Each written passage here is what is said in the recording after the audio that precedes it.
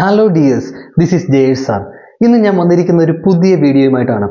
A very old man with enormous wings എന്ന നമ്മുടെ first chapter അല്ലെ, ഗബ്രിയേൽ ഗാർസിയ മാർക്കേസ് എഴുതിയേക്കുന്ന ചാപ്റ്റർ നമ്മൾ വളരെ വിശദമായിട്ട് കഴിഞ്ഞ വീഡിയോയിൽ പഠിച്ചു. ഇനി നമ്മൾ പറഞ്ഞു അടുത്തതായിട്ട് നമ്മൾ നോട്ട്സ് ആണ് പഠിക്കാൻ പോകുന്നതെന്ന്. അപ്പോൾ ഇന്ന് നമ്മുടെ ഈ ചാപ്റ്ററുമായിട്ട് ബന്ധപ്പെട്ട ആദ്യത്തെ നോട്ടുമായിട്ടാണ് ഞാൻ വന്നിരിക്കുന്നത്. മറ്റൊന്നുമല്ല, നമ്മുടെ എസ്സേ ക്വസ്റ്റ്യൻ ആണ്. എന്താണ്? റിവ്യൂ. 7 മാർക്കിന്റെ റിവ്യൂ ആണ്. അപ്പോൾ ഈ ചാപ്റ്ററിന്റെ റിവ്യൂ ചോദിച്ചാൽ നമുക്ക് എങ്ങനെ എഴുതാമെന്നുള്ളതാണ് ഈ ക്ലാസ്സിൽ നമ്മൾ പഠിക്കാൻ പോകുന്നത്. അടുത്ത ക്ലാസ്സിൽ നമ്മൾ ക്യാരക്ടർ സ്കെച്ചുകൾ പഠിക്കുന്നതായിരിക്കും. പെലായോയുടെയും എലിസന്തയുടെയും അതുപോലെ ഓൾഡ് മാന്റെയും ഒക്കെ ക്യാരക്ടർ സ്കെച്ച് നമ്മൾ അടുത്ത ക്ലാസ്സിൽ പഠിക്കുന്നതായിരിക്കും. അപ്പോൾ നമുക്ക് നേരെ നമ്മുടെ റിവ്യൂയിലേക്ക് പോകാം. നിങ്ങൾക്ക് വേണ്ടി നമ്മൾ തയ്യാറാക്കിയ റിവ്യൂ ആണിത്. ശ്രദ്ധിച്ചു നോക്കി വൃത്തിയായി പഠിച്ചു മാറ്റിയാൽ മുഴുവൻ മാർക്കും നിങ്ങൾക്ക് വാങ്ങാൻ കഴിയുമെന്ന് തന്നെയാണ് നമ്മളുടെ വിശ്വാസം. നോക്കുക, 3 പാരഗ്രാഫുകളായിട്ടാണ് നമ്മൾ ഈ റിവ്യൂ തയ്യാറാക്കിയിരിക്കുന്നത്. ഒന്നാമത്തെ പാരഗ്രാഫിൽ ഒരു ഇൻട്രൊഡക്ഷൻ നമ്മൾ കൊണ്ടുവന്നിട്ടുണ്ട്. രണ്ടാമത്തെ പാരഗ്രാഫിൽ അതിന്റെ അനാലിസിസ് ആണ്. മൂന്നാമത്തെ പാരഗ്രാഫിൽ കൺക്ലൂഷൻ. ഇത്തരത്തിലാണ് ഈ റിവ്യൂ തയ്യാറാക്കിയിരിക്കുന്നത്. നിങ്ങൾ ശ്രദ്ധിക്കുക. A very old man with enormous wings by Gabriel Garcia Marquez is a touching story filled with magic and deeper meanings. അപ്പൊ നോക്കിക്കേ, a very old man with enormous wings, നമ്മുടെ പാഠത്തിന്റെ പേര്, by Gabriel Garcia Marquez. Gabriel Garcia Marquez എഴുതിയേക്കുന്ന a very old man with enormous wings is a touching story. എന്താ പറഞ്ഞിരിക്കുന്നത്? ഒരു touching സ്റ്റോറിയാണ്. എന്താണ് ഈ ടച്ചിങ് സ്റ്റോറി എന്ന് പറഞ്ഞാൽ? ഒരു ഹൃദയസ്പർശിയായ കഥയാണ്. Filled with magic. ഇതിനകത്ത് ഫിൽഡ് ആണ്, നിറഞ്ഞിരിക്കുന്നു. എന്ത്? മാജിക് നിറഞ്ഞിരിക്കുന്നു അല്ലെ, മാജിക് നിറഞ്ഞിരിക്കുന്നു. അതുപോലെ ഡീപ്പർ മീനിങ്സ്, കൂടുതൽ ആഴത്തിലുള്ള അർത്ഥങ്ങൾ നിറഞ്ഞിരിക്കുന്നു. മാജിക്കും കൂടുതൽ ആഴത്തിലുള്ള അർത്ഥങ്ങളും ഒക്കെയുള്ള വളരെ ഹൃദയസ്പർശിയായിട്ടുള്ള ഒരു കഥയാണ് നമ്മുടെ ഗബ്രിയേൽ ഗാർസിയ മാർക്കേസ് എഴുതിയേക്കുന്ന എന്ത്? A very old man with enormous wings. ഇനി നോക്കുക, നമ്മുടെ രണ്ടാമത്തെ സെന്റൻസ് നോക്കുക. It is about a mysterious man. It is about a mysterious man. ഇതാരെ പറ്റിയുള്ളതാണ്? ഒരു മിസ്റ്റീരിയസ് ആയിട്ടുള്ള മനുഷ്യനെ പറ്റിയുള്ളതാണ്, ഒരാളിനെ പറ്റിയുള്ളതാണ്. എന്താണ് ഈ മിസ്റ്റീരിയസ് എന്ന് പറഞ്ഞു കഴിഞ്ഞാൽ? നിഗൂഢമായ, ദുരൂഹമായ എന്നൊക്കെയാണ്. എന്നുവെച്ചാൽ അതിന് പിന്നിൽ എന്തൊക്കെയോ ഉണ്ട്, നമുക്കത് അറിയില്ല. അപ്പൊ നിഗൂഢത നിറഞ്ഞ ഒരു മനുഷ്യനെ പറ്റിയുള്ളതാണ് ഈ കഥ. ഇനി അയാളുടെ പ്രത്യേകത നോക്കി. Who unexpectedly appears in the courtyard of A beach side house. Who unexpectedly, അപ്രതീക്ഷിതമായിട്ട് ഇദ്ദേഹം അപ്പിയേഴ്സ്, പ്രത്യക്ഷപ്പെടുകയാണ്. ഇൻ ദ കോർട്ട്യാർഡ്, എവിടെയാണ്? കോർട്ട്യാർഡിൽ, മുറ്റത്ത്. Of A beach side house, ഒരു ബീച്ച് സൈഡ് ഹൗസിന്റെ, അതായത് കടൽ തീരത്തുള്ള ഒരു വീടിന്റെ മുറ്റത്ത് അപ്രതീക്ഷിതമായിട്ട് പ്രത്യക്ഷപ്പെടുന്ന ഒരു നിഗൂഢത നിറഞ്ഞ മനുഷ്യൻ. അങ്ങനെയുള്ള ഒരു മനുഷ്യന്റെ കഥയാണ് ഈ കഥ എന്ന് പറയുന്നത്. അപ്പോൾ അപ്രതീക്ഷിതമായിട്ട് ഒരു ബീച്ച് സൈഡിലുള്ള, കടൽ തീരത്തുള്ള ഒരു വീടിന്റെ പിറകില് വരുന്ന, പ്രത്യക്ഷപ്പെടുന്ന, കാണപ്പെടുന്ന ഒരു മനുഷ്യൻ, അയാളുടെ കഥയാണിത്. ഇനി നോക്കുക. ത്രൂ ദിസ് സ്റ്റോറി, ഈ കഥയിലൂടെ, ത്രൂ ദിസ് സ്റ്റോറി, ഈ കഥയിലൂടെ മാർക്കേസ് എക്സ്പ്ലോർസ്, മാർക്കേസ് എന്ത് ചെയ്യുകയാണ്? എക്സ്പ്ലോർ ചെയ്യുകയാണ്, കണ്ടെത്താൻ ശ്രമിക്കുകയാണ്, കണ്ടെത്തുകയാണ്. എന്താ? Human nature. എന്താണ്? മനുഷ്യ സ്വഭാവം. മനുഷ്യന്റെ സ്വഭാവം തെരഞ്ഞു പോവുകയാണ് ആര്? മാർക്കേസ്. എങ്ങനെയാന്ന് നോക്കിയേ. Focusing on themes of compassion, exploitation and the desire for the extraordinary. Focusing on, അദ്ദേഹം ഇങ്ങനെ മനുഷ്യ സ്വഭാവം കണ്ടെത്താൻ ശ്രമിക്കുന്നത് ഫോക്കസ് ചെയ്തുകൊണ്ടാണ്, ശ്രദ്ധ കേന്ദ്രീകരിച്ചുകൊണ്ടാണ്. എവിടെയാണ്? On themes of compassion. Compassion എന്ന തീമിൽ അദ്ദേഹം ഇവിടെ ഉപയോഗിക്കുന്ന തീമുകൾ, ഈ കഥയുടെ വിഷയങ്ങൾ, അദ്ദേഹം പറഞ്ഞു പോകുന്ന വിഷയങ്ങൾ എന്തൊക്കെയാണ്? ഒന്ന് കമ്പാഷൻ, എന്താണ്? അനുകമ്പ. നമ്മൾ മുമ്പ് പഠിച്ചിട്ടുണ്ടല്ലേ, അനുകമ്പ. എക്സ്പ്ലോയിറ്റേഷൻ, എന്താണ് എക്സ്പ്ലോയിറ്റേഷൻ? ചൂഷണം. And the desire for the extraordinary, അതുപോലെ അസാധാരണമായിട്ടുള്ള കാര്യങ്ങളോടുള്ള നമ്മുടെ ഒരു താല്പര്യം, നമ്മുടെ ആഗ്രഹം, എക്സ്ട്രാ ഓർഡിനറി ആയിട്ടുള്ള കാര്യങ്ങൾക്ക് വേണ്ടിയിട്ടുള്ള നമ്മുടെ മോഹം, നമ്മുടെ ആഗ്രഹം, ഇതിനെയൊക്കെ പ്രതിപാദിക്കുന്ന ഒരു കഥയാണിത്. നമുക്കറിയാം അല്ലെ. ഇവിടെ കമ്പാഷൻ എന്ന് പറയുന്ന തീം വരുന്നുണ്ട്. ഓൾഡ് മാൻ കൂട്ടിലടക്കപ്പെടുകയാണ്. അയാളോട് അനുകമ്പ മറ്റുള്ളവർ കാണിക്കേണ്ടതാണ്, എന്നാൽ അത് അയാൾക്ക് കിട്ടുന്നില്ല. അപ്പോൾ അനുകമ്പ എന്ന് പറയുന്ന ഒരു വിഷയം അവിടെ വരുന്നു. പിന്നെ അയാൾ എക്സ്പ്ലോയിറ്റ് ചെയ്യപ്പെടുകയാണ്, അയാൾ പണത്തിനായിട്ട് ചൂഷണം ചെയ്യപ്പെടുകയാണ്. അപ്പോൾ എക്സ്പ്ലോയിറ്റേഷൻ എന്ന് പറയുന്ന വിഷയം അവിടെ വരുന്നുണ്ട്. അതുപോലെ അയാളെ കാണാനായിട്ട് ധാരാളമായിട്ട് നാട്ടുകാരും പുറത്തുള്ളവരും ഒക്കെ അങ്ങോട്ടേക്ക് വരുന്നുണ്ട്. അതിനുശേഷം സ്പൈഡർ വുമണിനെ കാണുവാനായിട്ടും നാട്ടുകാരൊക്കെ ഓടിപ്പോകുന്നുണ്ട് അല്ലേ. അപ്പോൾ എന്താണ് എക്സ്ട്രാ ഓർഡിനറി ആയിട്ടുള്ള കാര്യങ്ങൾക്ക് വേണ്ടിയുള്ള മനുഷ്യരുടെ ആഗ്രഹം, അതും നമുക്ക് ഈ കഥയിൽ കാണുവാനായിട്ട് സാധിക്കുന്നു. ഇനി ബാക്കി നോക്കുക, രണ്ടാമത്തെ പാരഗ്രാഫ്.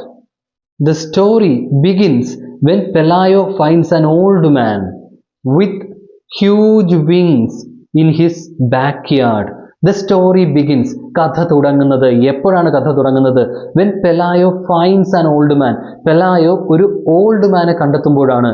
with huge wings, വലിയ ചിറകുകളുള്ള ഒരു ഓൾഡ് മാനെ കണ്ടെത്തുമ്പോൾ. in his backyard, എവിടെയാണ്? തൻ്റെ പിന്നാമ്പുറത്ത്, തൻ്റെ പിറകിലുള്ള മുറ്റത്ത്, വീടിൻ്റെ പിറകിലായിട്ട് ഒരു പ്രായം ചെന്ന ചിറകുള്ള മനുഷ്യനെ പെലായോ കാണുമ്പോഴാണ് നമ്മുടെ കഥ തുടങ്ങുന്നത്. പെലായോ ആൻഡ് ഹിസ് വൈഫ് എലിസെന്ത, പെലായോയും തൻ്റെ ഭാര്യ എലിസെന്തയും കം ടു ബിലീവ്, അവർ വിശ്വസിക്കാൻ ഇടവരുന്നത് എന്താണ്? ഹി ഈസ് ആൻ ഏഞ്ചൽ, അയാൾ ഒരു മാലാഖയാണ് എന്നുള്ളതാണ്. അയൽക്കാരിയായിട്ടുള്ള സ്ത്രീ അവരോട് പറഞ്ഞു കൊടുക്കുമ്പോൾ അവരത് വിശ്വസിക്കുകയാണ്. എന്ത്? ഹി ഈസ് ആൻ ഏഞ്ചൽ, ഈ വന്നിരിക്കുന്ന ഓൾഡ് മാൻ ഒരു ഏഞ്ചൽ ആണ് എന്നുള്ള കാര്യം. എന്നാൽ ഏഞ്ചലായിട്ടും instead of caring for him, അയാളെ ശ്രദ്ധിക്കുന്നതിന് പകരം, ആ ഏഞ്ചലിനെ നോക്കുന്നതിന് പകരം, they lock him in a chicken coop, അവരെന്ത് ചെയ്യുകയാണ്? ഈ ഏഞ്ചലിനെ ഒരു ചിക്കൻ കൂപ്പിൽ, ഒരു കോഴിക്കൂട്ടിൽ ലോക്ക് ചെയ്യുകയാണ്, അടച്ചിടുകയാണ് അല്ലെ, പൂട്ടിയിടുകയാണ്. And turn him into a spectacle, എന്നിട്ട് അയാളെ ഒരു സ്പെക്ടക്കിൾ ആയിട്ട് മാറ്റുകയാണ്, അയാളെ ഒരു കാഴ്ച വസ്തുവാക്കി മാറ്റുകയാണ്. ഫോർ ദെയർ ഗെയിൻ, അവരുടെ നേട്ടത്തിനായിട്ട്. പെലായോയും ഭാര്യയും എന്ത് ചെയ്യുകയാണ്? ഇയാളെ ഒരു കോഴിക്കൂട്ടിൽ പൂട്ടിയിട്ടിട്ട് ഒരു കാഴ്ച വസ്തുവായിട്ട്, അവരുടെ നേട്ടത്തിനായിട്ട്, പൈസ ഉണ്ടാക്കാനായിട്ട് ഒരു കാഴ്ച വസ്തുവാക്കി മാറ്റുകയാണ്. The element of magic in the story, ഈ കഥയിലെ മാജിക്കിന്റെ എലമെന്റ്, ഇത് മാജിക്കൽ റിയലിസം വരുന്ന ഒരു കഥയാണ് എന്നുള്ള കാര്യം നമുക്കറിയാം അല്ലെ. ഇതിലെ മാജിക്കിന്റെ എലമെന്റ് എന്ന് പറയുന്നത് അത് lies in the old man, ഈ ഓൾഡ് മാനിലാണ് അത് ലൈ ചെയ്യുന്നത്, കിടക്കുന്നത്. ആൻഡ് ദ സ്പൈഡർ വുമൺ, വരുന്ന മറ്റൊരു കഥാപാത്രം ദ സ്പൈഡർ വുമൺ അല്ലെ. ഓൾഡ് മാൻ ചിറകൊക്കെയുള്ള ഒരു മനുഷ്യനാണ്, അപ്പോൾ അതൊരു മാജിക്കൽ ക്യാരക്ടറാണ്. അതുപോലെ തന്നെ സ്പൈഡർ വുമൺ, ചെലന്തിയുടെ ശരീരവും മനുഷ്യ സ്ത്രീയുടെ തലയുമുള്ള സ്പൈഡർ വുമൺ, ഇവർ രണ്ടുപേരുമാണ് മാജിക്കൽ എലമെന്റ്സിനെ ഉൾക്കൊള്ളുന്ന ക്യാരക്ടേഴ്സ് എന്ന് പറയുന്നത്. ഇനി നോക്കുക, the old man's enormous wings and mysterious presence. ഈ ഓൾഡ് മാൻ്റെ ഹ്യൂജ് വിങ്സും, വലിയ ചിറകുകളും, അതുപോലെ മിസ്റ്റീരിയസ് പ്രസൻസ്, നിഗൂഢമായ സാന്നിധ്യവും അല്ലെ, ഒരു ദുരൂഹത നിറഞ്ഞ രീതിയിലാണ് ഇയാൾ അവിടെ എത്തിപ്പെടുന്നത്. ഇത് രണ്ടും സൂചിപ്പിക്കുന്നു സംതിങ് ഡിവൈൻ, ദൈവികമായ, ദിവ്യമായ എന്തോ ഒന്നിനെയാണ് സൂചിപ്പിക്കുന്നത്. അപ്പൊ അതൊരു നോർമൽ കാര്യമല്ല, ഹോളി ആയിട്ടുള്ള അല്ലെങ്കിൽ ദിവ്യമായിട്ടുള്ള ഒരു കാര്യമാണ്. ഒരു ഏഞ്ചലാണ് വന്നിരിക്കുന്നത് അല്ലെ, ചിറകൊക്കെയുള്ള ഒരു ആളാണ് വന്നിരിക്കുന്നത്. അപ്പൊ ഒരു ദുരൂഹത നിറഞ്ഞ സംഭവമാണ്. ഇതൊക്കെ ഒരു ദിവ്യമായ ഒരു സൂചനയാണ് നൽകുന്നത്. അങ്ങനെയുള്ള എന്തോ ഒന്നിനെയാണ് സൂചിപ്പിക്കുന്നത്. യെറ്റ്, എങ്കിലും, rather than being treated with റെസ്പെക്റ്റോടുകൂടി, ബഹുമാനത്തോടുകൂടി കൈകാര്യം ചെയ്യപ്പെടുന്നതിന് പകരം അല്ലെങ്കിൽ പെരുമാറുന്നതിന് പകരം, ഹി ഈസ് എക്സ്പ്ലോയിറ്റഡ് അല്ലെ, അയാളെ ചൂഷണം ചെയ്യുകയാണ്, അയാളെ എക്സ്പ്ലോയിറ്റ് ചെയ്യുകയാണ്. അപ്പോൾ ദിവ്യനായിട്ടുള്ള ഒരാൾ അല്ലെങ്കിൽ ഒരു സാധാരണ വ്യക്തിയല്ല എങ്കിൽ അയാളോട് ബഹുമാനത്തോടുകൂടി പെരുമാറിയേക്കാം എന്നതിന് പകരം ആളുകൾ എന്ത് ചെയ്യുകയാണ്? അയാളെ ചൂഷണം ചെയ്യുകയാണ്. പെലായോയും വൈഫും ഒക്കെ അയാളെ ചൂഷണം ചെയ്യുകയാണ്. People flock to see him, ആളുകൾ എന്ത് ചെയ്യുന്നു? ഫ്ലോക്ക് ചെയ്യുകയാണ്. ഫ്ലോക്ക് ചെയ്യുക എന്ന് പറഞ്ഞാൽ എന്താണ്? കൂട്ടമായി എത്തുക. അപ്പോൾ ആളുകൾ തടിച്ചു കൂടുകയാണ്. എന്തിനാണ്? ടു സീ ഹിം, അയാളെ കാണാനായിട്ട്. But they treat him like A circus animal. എന്നാൽ ആ വരുന്ന ആളുകൾ അയാളെ ട്രീറ്റ് ചെയ്യുന്നത് എങ്ങനെയാണ്? ഒരു സർക്കസ് ആനിമലിനെ പോലെയാണ്, ഒരു സർക്കസ് മൃഗത്തെ പോലെയാണ് അയാളെ കൈകാര്യം ചെയ്യുന്നത്. ദേ ത്രോ ഫുഡ് ടു ഹിം, എന്ത് ചെയ്യുന്നു? ഈ വരുന്ന ആളുകൾ ഫുഡ് എറിഞ്ഞു കൊടുക്കുകയാണ് അല്ലെ, ഭക്ഷണം, ഫുഡ് അയാൾക്ക് എറിഞ്ഞു കൊടുക്കുന്നു. അത് മാത്രമല്ല ചെയ്യുന്നത്, and pull out his feathers, അയാളുടെ ഫെദേഴ്സ് ഉണ്ടല്ലോ, അയാളുടെ തൂവലുകൾ, അതൊക്കെ പറിച്ചെടുക്കുകയും ചെയ്യുകയാണ്. പിന്നെയോ, ദിസ് ക്രൂവൽ ബിഹേവിയർ, ഈ ക്രൂരമായ പെരുമാറ്റം, ഈ ആളുകളുടെ ഭാഗത്തു നിന്നുള്ള ക്രൂരമായ പെരുമാറ്റം, അത് shows a lack of compassion, കമ്പാഷന്റെ ലാക്കാണ് കാണിക്കുന്നത്, കമ്പാഷന്റെ അഭാവമാണ് കാണിക്കുന്നത്. അതായത് അനുകമ്പയുടെ അഭാവമാണ് കാണിക്കുന്നത്. അവർക്കൊന്നും തന്നെ അനുകമ്പയില്ല, തീരെ കണ്ണിച്ചോരയില്ല എന്നുള്ളതാണ് നമുക്ക് കാണുവാനായിട്ട് സാധിക്കുന്നത്. The old man സഫേഴ്സ് in silence. നമ്മുടെ ഓൾഡ് മാൻ എന്താണ് ചെയ്യുന്നത്? സഫർ ചെയ്യുകയാണ്, അല്ലേ? ഇതെല്ലാം അനുഭവിക്കുകയാണ് ചെയ്യുന്നത്. ഈ ദുരിതങ്ങളെല്ലാം, ഈ വേദനകളെല്ലാം അയാൾ അനുഭവിക്കുന്നു. ഇൻ സൈലൻസ്, നിശബ്ദനായി, ഒന്നും മിണ്ടാതെ അയാൾ അനുഭവിക്കുകയാണ്. Waiting for kindness that never comes. അയാൾ വെയിറ്റിംഗ് ഫോർ കൈൻഡ്നസ്, കാത്തിരിക്കുകയാണ് ദയയ്ക്ക് വേണ്ടി, കൈൻഡ്നസിന് വേണ്ടി. ദാറ്റ് നെവർ കംസ്, ഒരിക്കലും വരാത്ത കരുണ കാത്ത് അയാൾ അവിടെ ഇരിക്കുന്നു. എതിർത്തൊന്നും പറയാതെ, ഒരു ദേഷ്യ ഭാവം പോലും കാണിക്കാതെ നിശബ്ദനായിട്ട് ഈ വേദനകളെല്ലാം അയാൾ സഹിക്കുകയാണ്. എന്നിട്ട് നോക്കിയേ, ബിഫോർ ലോങ്, വൈകാതെ. ബിഫോർ ലോങ് എന്ന് പറഞ്ഞാൽ വൈകാതെ. ഹി ബിക്കംസ് അൺവാണ്ടഡ്, അയാൾ അൺവാണ്ടഡ് ആയി മാറുകയാണ് എന്ന് പറഞ്ഞാൽ ആർക്കും വേണ്ടാത്തവനായിട്ട് മാറുകയാണ്. When the spider woman's show arrives in the town, ആ ടൗണിലേക്ക് സ്പൈഡർ വുമന്റെ ഷോ എത്തുമ്പോഴാണ് അയാളെ ആർക്കും വേണ്ടാതെയാകുന്നത്. നമുക്കറിയാം, സ്പൈഡർ വുമന്റെ കേസിൽ സ്പൈഡർ വുമൻ സംസാരിക്കും. അതുപോലെ ടിക്കറ്റ് ചാർജ് ഓൾഡ് മാനെ കാണാനുള്ള ടിക്കറ്റ് ചാർജിനേക്കാളും കുറവായിരുന്നു. അതുകൊണ്ട് തന്നെ ആളുകൾ എല്ലാവരും സ്പൈഡർ വുമന്റെ അടുത്തേക്ക് ഓടിച്ചെല്ലുകയാണ്. ഇയാളെ പിന്നെ ആർക്കും വേണ്ട. ഇൻ ദി എൻഡ്, അവസാനം, കഥയുടെ അവസാനം, the old man attempts to take flight. Old man take ഫ്ലൈറ്റിനായിട്ട് അറ്റംപ്റ്റ് ചെയ്യുകയാണ്, അല്ലെ? പറക്കുവാനായിട്ട് ശ്രമിക്കുകയാണ് old man. Though his first efforts are clumsy. അയാളുടെ ആദ്യത്തെ ശ്രമങ്ങളൊക്കെ ക്ലംസി ആണെങ്കിൽ പോലും, ക്ലംസി എന്ന് പറഞ്ഞു കഴിഞ്ഞാൽ ശരിക്കും പ്രയാസപ്പെട്ട് ചെയ്യുക, ഈസി ആയിട്ട് ചെയ്യാൻ പറ്റാതെ ഇരിക്കുക, കോർഡിനേഷനോടുകൂടി ചെയ്യാൻ പറ്റാതെ ഇരിക്കുക, ഒട്ടും സ്കിൽഫുൾ അല്ലാത്ത രീതിയിൽ ചെയ്യുക. അതായത് അയാൾ ശരിക്കും കഷ്ടപ്പെടുകയാണ്. അപ്പോൾ ആദ്യത്തെ ശ്രമങ്ങളൊക്കെ കഷ്ടപ്പാട് നിറഞ്ഞതാണെങ്കിലും ഹി ഇവഞ്ച്വലി സോസ് ഇൻ ടു ദ സ്കൈ.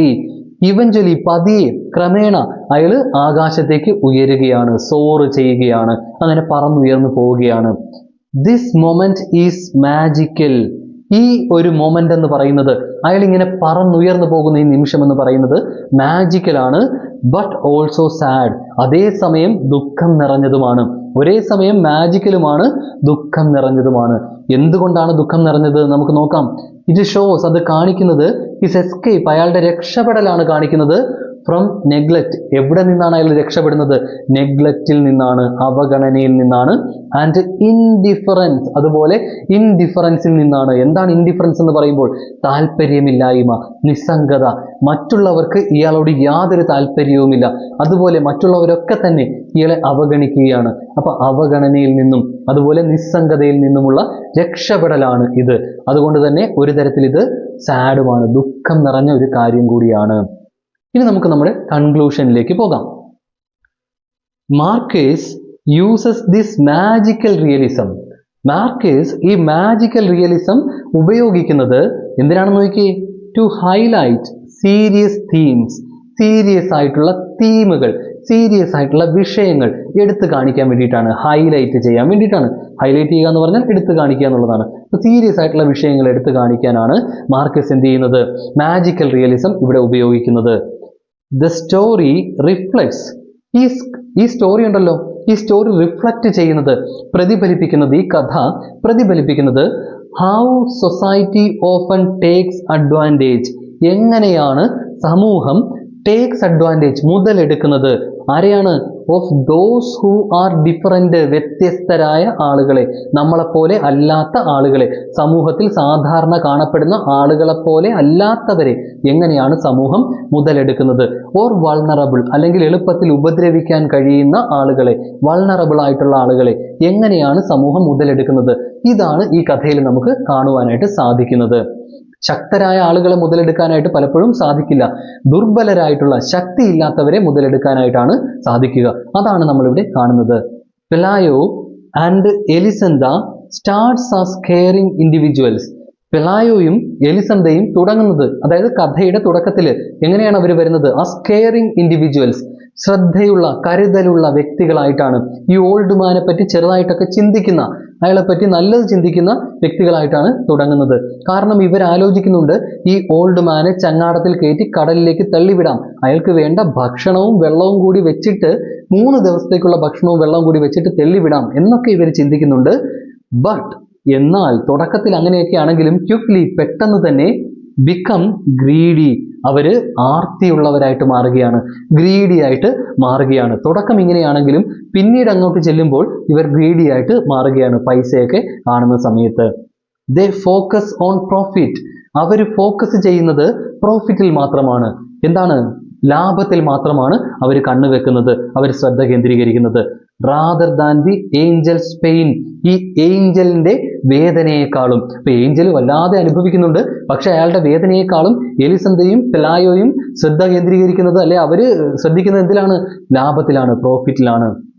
നോക്കുക, ദ സ്റ്റോറി റിമൈൻഡ്സ് അസ്, ഈ കഥ നമ്മളെ റിമൈൻഡ് ചെയ്യിക്കുന്നത്, നമ്മളെ ഓർമ്മപ്പെടുത്തുന്നത്, ഈ കഥ നമ്മളെ ഓർമ്മപ്പെടുത്തുന്നത് of the importance of compassion, കമ്പാഷന്റെ ഇമ്പോർട്ടൻസിനെ പറ്റിയാണ്. എന്താണ്? അനുകമ്പയുടെ ഇമ്പോർട്ടൻസ്. ഒരല്പം കണ്ണിച്ചോര കാണിക്കുക, അതിന്റെ ഇമ്പോർട്ടൻസ് ആണ് ഈ കഥ നമുക്ക് എന്താണ് നൽകുന്ന മെസ്സേജ് എന്ന് പറയുന്നത്. ഇറ്റ് urges us, അത് നമ്മളോട് ആവശ്യപ്പെടുന്നു, ഈ കഥ നമ്മളോട് ആവശ്യപ്പെടുന്നു ടു സീ ദ ഹ്യൂമാനിറ്റി, മനുഷ്യത്വം കാണുവാൻ, മനുഷ്യത്വം കാണുവാൻ, മാനവികത കാണുവാൻ, നമ്മളെപ്പോലെയുള്ള മനുഷ്യരാണ് എന്ന് കാണുവാൻ, ഇൻ അതേഴ്സ്, മറ്റുള്ളവരിലും. അപ്പം മറ്റുള്ളവരിലെ മനുഷ്യത്വം കാണുവാനായിട്ടാണ് ഈ കഥ നമ്മളോട് ആവശ്യപ്പെടുന്നത്. അതായത് മറ്റുള്ളവരെ നമ്മളെപ്പോലെ കാണുവാനാണ് ഈ കഥ നമ്മളോട് ആവശ്യപ്പെടുന്നത്. And to treat everyone with kindness, എല്ലാവരെയും കൈൻഡ്നെസ്സോടുകൂടി ട്രീറ്റ് ചെയ്യുക. ഇതാണ് ഈ കഥ നമ്മളോട് ആവശ്യപ്പെടുന്ന കാര്യമെന്ന് പറയുന്നത്. എല്ലാവരോടും ദയോടുകൂടി പെരുമാറുക, കരുണയോടുകൂടി പെരുമാറുക. ഇതാണ് ഈ കഥ നമ്മളോട് ആവശ്യപ്പെടുന്ന കാര്യം. അപ്പൊ കഥയുടെ മെസ്സേജ് എന്താണ്? കഥ എന്താണ് നമ്മളോട് പറഞ്ഞു വെക്കുന്നത്? ഇത് പറഞ്ഞ് നമ്മൾ ഈ റിവ്യൂ നിർത്തുകയാണ്. അപ്പോൾ 7 മാർക്കിന്റെ ചോദ്യമാണ്. വ്യക്തമായും കൃത്യമായും മനസ്സിലാക്കുക, നന്നായിട്ട് പഠിച്ചു മാറ്റുക. ആവശ്യത്തിന് സമയമുണ്ട് നമുക്ക്, അല്ലെ? നമ്മൾ സമയത്ത് പഠിക്കാൻ നോക്കിയാലാണ് പ്രയാസമായിട്ട് തോന്നുന്നത്. എത്ര പാടുള്ളതാണെങ്കിൽ പോലും നമ്മൾ എന്താണ് നേരത്തെ കുറേശ്ശെ പഠിച്ചു കഴിഞ്ഞാൽ, ചെറിയ രീതിയിൽ നമ്മൾ സ്റ്റാർട്ട് ചെയ്താൽ ഈസി ആയിട്ട് നമുക്ക് പഠിച്ചു മാറ്റി മുഴുവൻ മാർക്കും വാങ്ങുവാനായിട്ട് സാധിക്കും. ഇനി നമുക്ക് ക്യാരക്ടർ സ്കെച്ചസ് ഒക്കെയാണ് പഠിക്കാനുള്ളത്. അത് നമുക്ക് അടുത്ത വീഡിയോയിൽ പഠിക്കാം. അപ്പോൾ ഗുഡ് ബൈ.